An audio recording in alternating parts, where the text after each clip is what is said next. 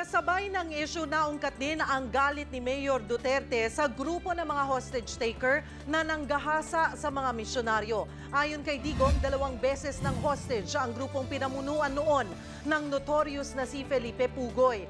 Una raw binihag ng mga ito ang ilang pamilya na dumalaw lang sa Davao Penal Colony. Kinausap ni Duterte noon ang grupo ni Pugoy na siya na lang ang i-hostage kapalit ng mga pamilya.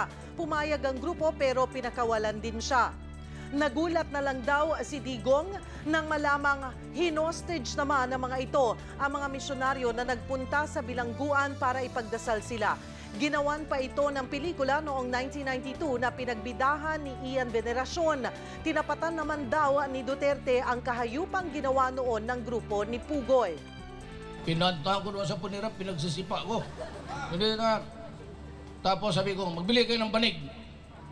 Balutin mo ng banig yan. Tapos isang butas lang sila sa public cemetery. Tapos malalim naman. Kasi isang ano lang. Sir, may tubig na. Sabi ko, sige na.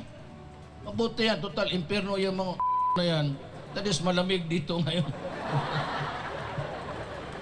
Ganon ako kabastos basta. Kaya nga dito sa gobyerno na to, ganito, hinuli ko na ang buang. Be sure to come back. Use 5 everywhere. Copyright 2016.